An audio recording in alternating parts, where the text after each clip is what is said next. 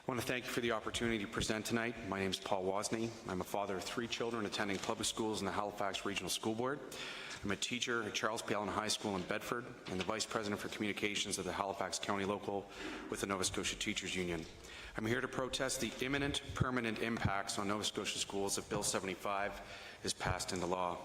Other speakers to the Law Amendments Committee have provided insight as to how this bill will create a second class of citizens in Nova Scotia, of teachers and other public sector workers through the decimation of their collective bargaining rights afforded by the Canadian Charter of Rights and Freedoms.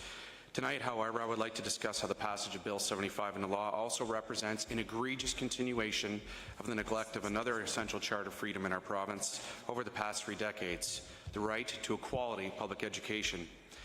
I would like to remind this committee that per capita spending on education in Nova Scotia once empowered our schools to offer a rich and varied programming and meet a wide range of needs. Prior to the government of John Savage, public schools in Nova Scotia were amongst the finest in the country and were jewels that not only reflected the actual commitment of government to the fundamental rights of our children and youth, but the investment in our communities that transformed fortunes and opportunities.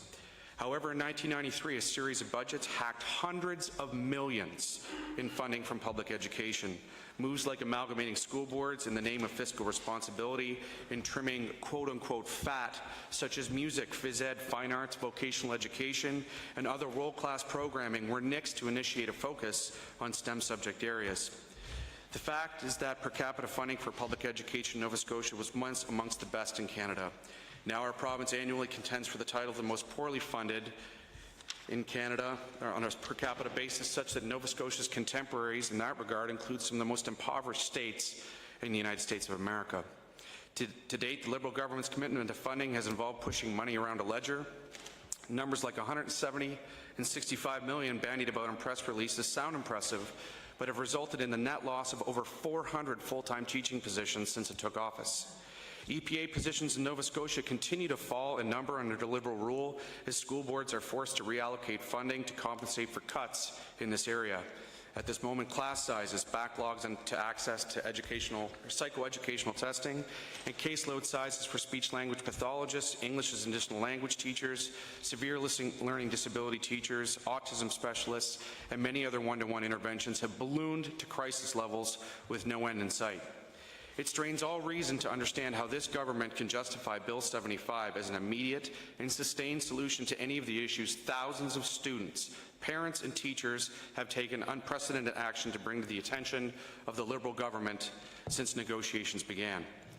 Bill 75 includes $0 in the first 2 years of the imposed settlement to procure additional supports needed to address learning and teaching conditions. This government openly acknowledges are complex and profound. The $20 million over the last 2 years that can only be spent with Minister Casey's personal approval comes to $85 per year for each student. $85 can't pay for the cost of 1 week of after-school care via the Excel program at my neighborhood school.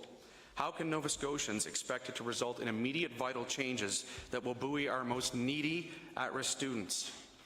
In fairness, the blame for the politically convenient neglect of our schools rightly rests on the shoulders of all 3 parties in the legislature. Each has governed at some point over the past 3 decades and failed to bring Nova Scotia into parity with other provinces where classroom condition articles are included in collective agreements. Their very absence is one of the key reasons our public schools lag behind their counterparts in other provinces, where these measures are valued features of collective agreements that hold both teachers' unions and the government accountable as key stakeholders in providing a sacrosanct Canadian freedom, a quality public education. However, it is Stephen McNeil and his majority government that hold the power to take the first steps towards reversing this neglect that has diminished education in Nova Scotia for more than a generation of our students. Despite your party's agenda, Liberal MLAs, this is a defining moment in each of your careers. Serve the interests of your party or make the difficult but necessary choice to fight for those who have no vote or voice in this equation, our children and youth. There's only one place that affords the government, the public it represents, and the representation for public school teachers to do the difficult but critical work of forging a collective agreement that has the teeth and resources to make a difference today for our students. And that's the bargaining table. In the strongest term possible, I urge you all to defeat Bill 75 and support a return to free and fair collective bargaining that entrenches meaningful articles to improve classroom conditions in a collective agreement and ensure a high-quality education for all students in Nova Scotia. With a conciliation board, mediation, and arbitration untouched over the past 2 years, it is plain that several steps remain at your shared disposal to mend the broken trust, forge a new partnership, and craft an agreement all stakeholders can stand proudly behind to help our public schools thrive again. I thank you.